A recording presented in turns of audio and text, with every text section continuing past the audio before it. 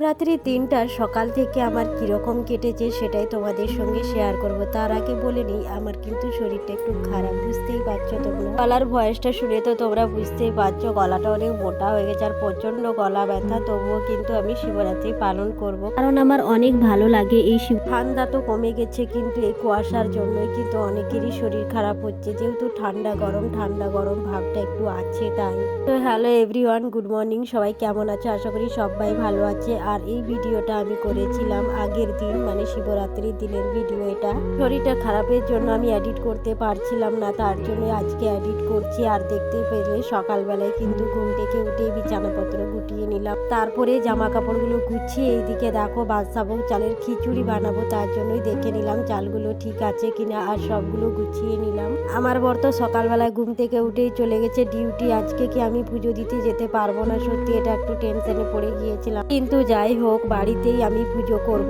মন্দিরে যেতে পারি না পারি, তার জন্যই আমি ব্যবস্থা করে নিচ্ছি। ঘরদোর ভালো করে পরিষ্কার করে মোছামুছি করে নিচ্ছি।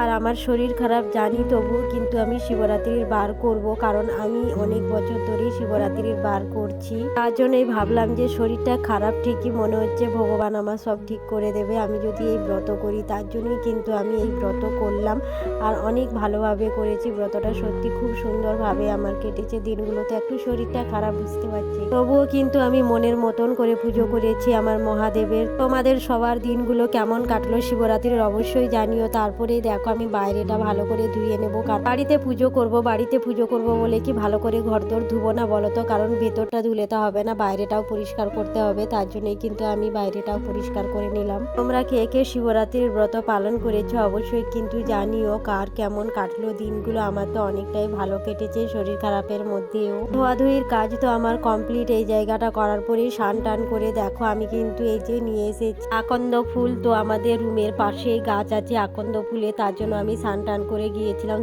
তুলে নিয়ে এসে যে মালা বানিয়ে নিচ্ছি। তো এই মালা বানাতে বানাতে একটা খুশির খবর পেলাম। আমার বর বলল যে আমি তাড়াতাড়ি রুমে চলে যাব, তুমি কিন্তু রেডি হয়ে থেকো, তোমাকে মন্দিরে নিয়ে যাব পুজো দিতে। তার জন্যই কিন্তু আমার অনেকটা আনন্দ লাগলো। আর এই যে দেখো আমি একটা বড় একটা আকন্দ ফুলের মালা বানিয়ে নিলাম। ছোট আকন্দ ফুলের মালাটা আমি ঘরের মহাদেবকে দেবো, কারণ এটা ছোট শিবলিঙ্গ, তার জন্য এটাতে খুব ভালো হবে। আর বড়টা নিয়ে যাব কিন্তু মন্দিরে। তারপরে সুন্দরভাবে সাজুগুজু করে নিয়েছি, পায়ে আলতা, মাথায় সিঁদুর, কপালে টিক, আর একটা সুন্দর কটনের শাড়ি পরেছি। তারপরেই বসে পড়েছি পুজোয়। তো আমার মতন করে আমি পুজো করলাম এখানে। সত্যি বাড়িতে নিজের মতন করে পুজো করলে না মনটা অনেক শান্ত লাগে আর অনেক ভালো লাগে। আর দেখো পাশে অনেকগুলো দেবতা আছে, তাদেরকেও পুজো করে নিলাম। আমার এই ছোট্ট মিনি ব্লগটা তোমাদের কেমন লাগলো অবশ্যই কিন্তু কমেন্ট বক্সে জানিও। যদি ভালো লাগে লাইক কমেন্ট শেয়ার করে দিও। আর এরকম ছোট্ট ছোট্ট মিনি ব্লগ যদি দেখতে চাও তাহলে পেজটা ফলো করে দেবেন। সবাই সুস্থ থাকবেন, ভালো থাকবেন। নেক্সট ভিডিওতে নিয়ে আসবো আমি মন্দিরে কিভাবে মন্দিরে পুজো দিতে গিয়েছিলাম, কোন মন্দিরে গিয়েছিলাম, সবটাই তোমাদের সঙ্গে শেয়ার করব।